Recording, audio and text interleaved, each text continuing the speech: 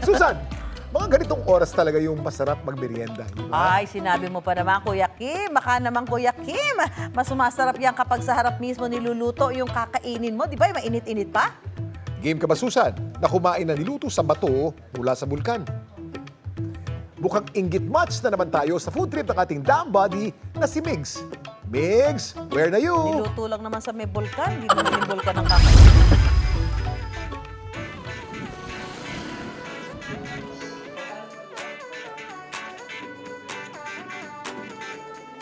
Kuya Kim, Mami Susan, pagdating sa inihaw, mapauling man o electric, ang hinahanap talaga natin yung smoky sarap ng pagkain. Lalo na yung medyo masunog-sunog na ilang parte ng karne. Pero dito sa Las Piñas, may isang restaurant na hindi basta-basta. Kasi gumagamit daw sila ng bato na galing sa bulkan.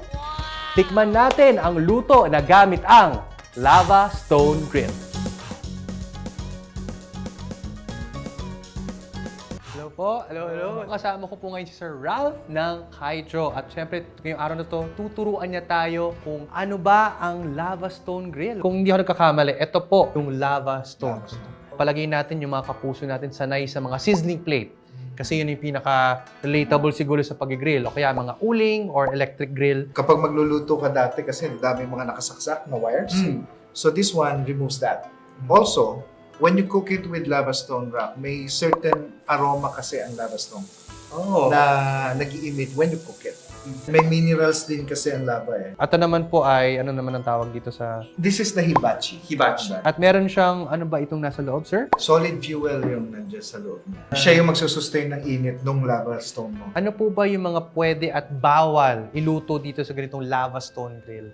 Wala namang bawal. Pwedeng gulay, pwedeng... Pero pag nasobrahan ka ng kain, bawal na yun. Kasi tulog ka na ng pagkatapos. Bawal din yun. Pero dito po sa Kaijo, na restaurant nyo, ano po kadalasan ang niluluto nyo dito sa... The gyukatsu, yun yung talagang purpose nito. Ito po ba yan? Yeah.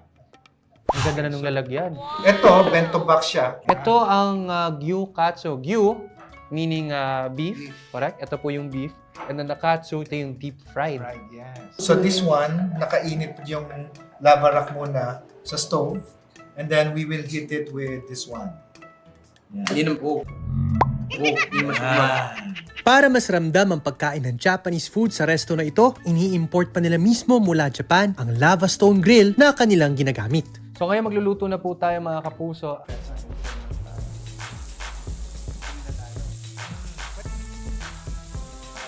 Siguro okay na to, no? Yeah. So sa rice, you mix this. So tawag namin dito, yung toro rice kasi, after you mix it, para siyang risotto. So ngayon, tuturuan naman tayo ni Sir Ralph kung ano ba yung tamang pagkain ito. So kuha ka na isa. So, i-place mo na dito para may sauce siya. Ito yung special sauce So, nila. then you place... So para kang gumagawa ng sushi na kakaiba. Kakaiba, yan. So, sauce mo siya ulit. Mabusisi pala ang pagkain ito. Cheers. Meron siyang iba't ibang layers, kumbaga, ng texture. Yung unang dampi ng aking ngipin doon sa kanilang karne, yung labas, matigas. Pero pag dahan-dahan mo nang kinakagat at inunguya yung kanilang yung katsu, yung gitna, malambot na malambot siya. Sa totoo lang, ang dami pong nangyari sa bunganga ko nung kinain ko siya. Lahat po ng mga kasalanan ko at mga kabutihan ng kabataan ko, dumaan po siya nung pagkasubo ko. Kakaibang Japanese grill experience ang nasubukan natin ngayong araw.